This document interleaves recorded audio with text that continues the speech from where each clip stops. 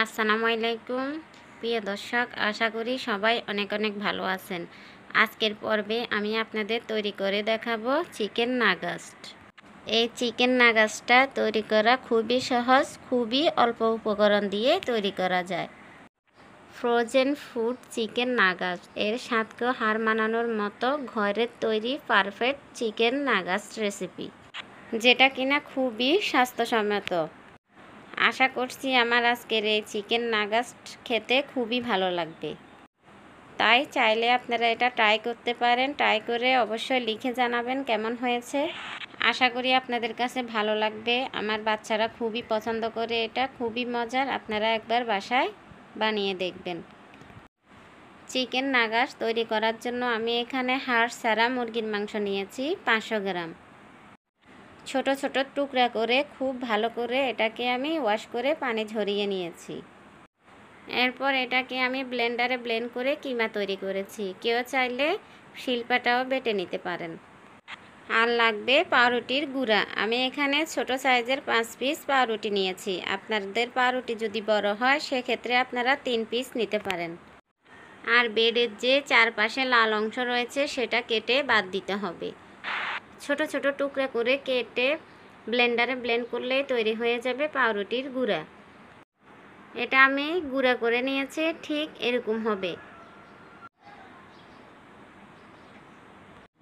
আদা রসুন বাটা দিয়ে দিচ্ছি 1 টেবিল চামচ। আমি 1 চা চামচ রসুন বাটা, 1 চা চামচ আদা বাটা দিয়েছি। আপনারা চাইলে একসাথে বেটেও দিতে পারেন। দিয়ে দিব 1 চা চামচ কালো গোলমরিচের গুঁড়া, সেই সাথে দিয়ে দিব 1 টেবিল চামচ সয়া সস, দিয়ে দিব স্বাদ মতো লবণ, সেই সাথে দিয়ে দিব 1/2 চা চামচ মরিচের গুঁড়া। লবণটা জেনে বুঝে অ্যাড করতে হবে, কারণ সয়া সসে লবণ আছে। আর সম্পূর্ণ পাউরুটির গুঁড়া এখানে দিয়ে দিচ্ছি।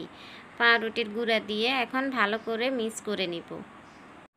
খুব ভালো করে মিক্স করে নিলেই কিন্তু আপনার চিকেন নাগাস্টের জন্য এটা রেডি হয়ে যাবে।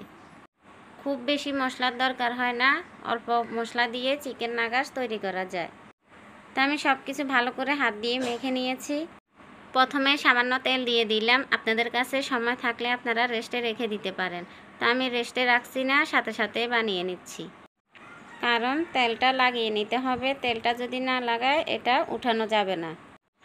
এরপর হাত দিয়ে ভালো করে মেখে এটাকে রুটির মতো সমানভাবে ছড়িয়ে নিতে হবে। তবে এটাকে একটু মোটা করে তৈরি করতে হবে। 1/2 ইঞ্চি দূরত্ব করে এটাকে তৈরি করে নিলেই হবে।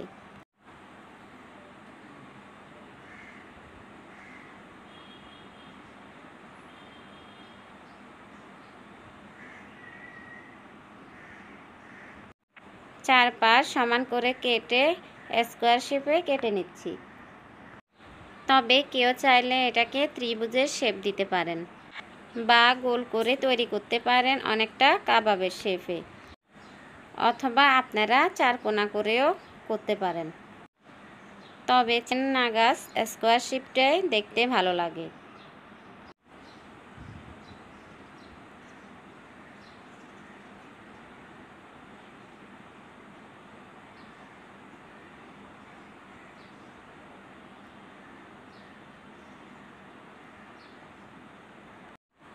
এর থেকে বেশি মোটা করে তৈরি করার দরকার নাই, কারণ এটা ভাজার পরে ফুলে দ্বিগুণ হয়ে যাবে। এটা যদি মোটা করে তৈরি করা হয় তাহলে ভাজার সময় অনেক সময় লাগে। আর শর্ট টাইমে যদি ভাজতে যান সেক্ষেত্রে কিন্তু ভিতরে কাঁচা থাকতে পারে। আর এটা আপনারা যখন অরেঞ্জ গাম দিয়ে ভাজতে যাবেন তখন উপরের কালারটাও একটু ড্রাই হয়ে যাবে, দেখতে ভালো লাগবে না। তো আমি সবগুলো চিকেন নাগাস্ট চারকোনা করে কেটে নিয়েছি, আপনারা দেখতেই পাচ্ছেন।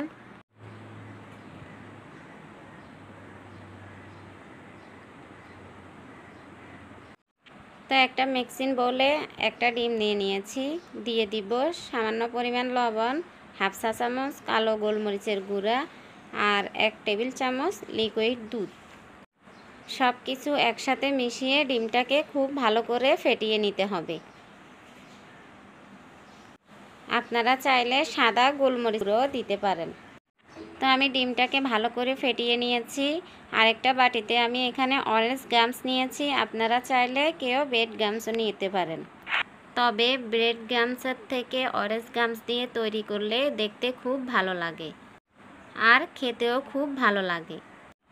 ফেটানো ডিমের মধ্যে চিকেন নাগাস দিয়ে এপিট ওপিট উল্টে পাল্টে খুব ভালো করে কুট করে সাথে সাথে অরেঞ্জ গামসের ভিতর দিয়ে দিতে হবে। চিকেন নাগাসগুলোকে এখন অরেঞ্জ গামসে ভালো করে গড়িয়ে নিব।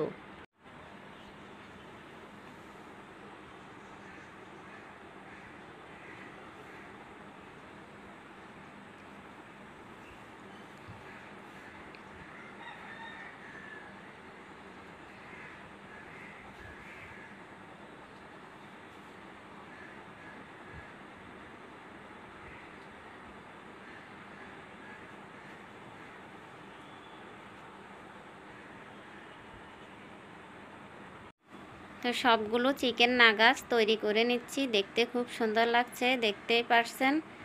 এই পর্যায়ে আপনারা চাইলে এটাকে ডিপ ফ্রিজে সংরক্ষণ করে রেখে খেতে পারবেন। এখান থেকে আমি কয়েক পিস বক্সে উঠিয়ে রাখছি, ডিপ ফ্রিজে রেখে দিব। বাকিটা আপনারা চাইলে 10 থেকে 20 মিনিটের মতো নরমাল ফ্রিজে রেখে ডুবো তেলে ভাজতে পারেন। এটা 10 থেকে 20 মিনিটের মতো নরমাল ফ্রিজে রাখলে এটা ভালো করে সেট হয়ে যায়। চিকেন নাগাস তৈরি করার জন্য প্যানে পরিমাণ মতো তেল দিয়ে দিলাম। তেলটা গরম হয়ে আসলে চিকেন নাগাস দিয়ে দিব। চিকেন নাগাসগুলো ডুবো তেলে ভাজতে হবে। এটা কিন্তু ডুবো তেলেই ভাজতে হয়, তেল কিন্তু বেশি গরম করা যাবে না। মোটামুটি গরম হয়ে আসলে চিকেন নাগাসগুলো দিয়ে দিতে হবে। এই পর্যায়ে চুলার তাপটা কম থাকবে, বেশি দেওয়া যাবে না, তাহলে কিন্তু পুড়ে যেতে পারে, বেশি ড্রাই হয়ে যাবে, খেতে ভালো লাগবে না। তাই চিকেন নাগাসগুলোকে সময় নিয়ে ভাজতে হবে। এতে করে ভিতরে খুব ভালো করে সেদ্ধ হয়ে যাবে, উপরের কালারটাও সুন্দর থাকবে।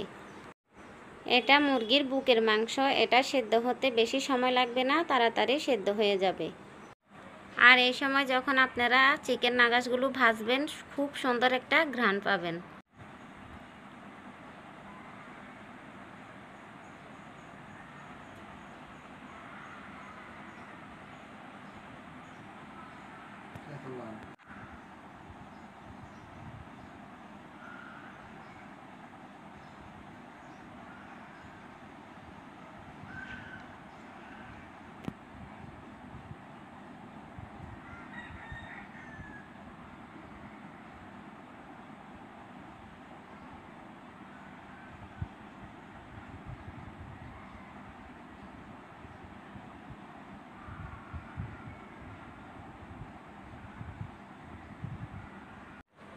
চিকেন নাগাসটা ভাজা হয়ে গেছে, এখন আমি তেল ঝরিয়ে উঠিয়ে নিব।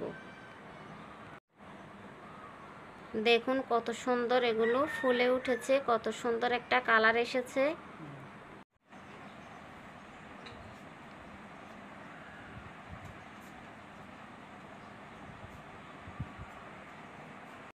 দেখতেই পাচ্ছেন কত সুন্দর হয়েছে, বেশ ফুলে ডাবল হয়ে গিয়েছে। তো আমি সবগুলো চিকেন নাগাস তেল থেকে উঠিয়ে নিব।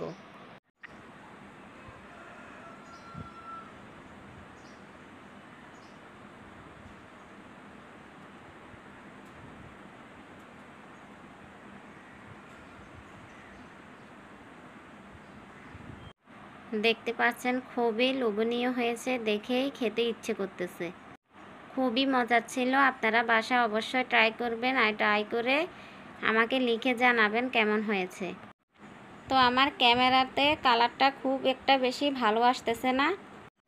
এই চিকেন নাগাসটা কিন্তু খুব সুন্দর একটা অরেঞ্জ কালার হয়েছে, আমার ক্যামেরাতে একটু লাল দেখাচ্ছে। আর দেখে কিন্তু খুবই লোভনীয় লাগছে, খেতেও কিন্তু এটা মজা, কারণ বেশি মশলার প্রয়োজন হয় না, অল্প মশলা দিয়ে এত সুন্দর চিকেন নাগাস তৈরি করা যায়। তো এই চিকেন নাগাসটা তৈরি না করলে বুঝতেই পারবেন না। আর দেখুন ভিতরটা কিন্তু অনেক সফট। তো সবাই অনেক অনেক ভালো থাকবেন। আল্লাহ হাফেজ।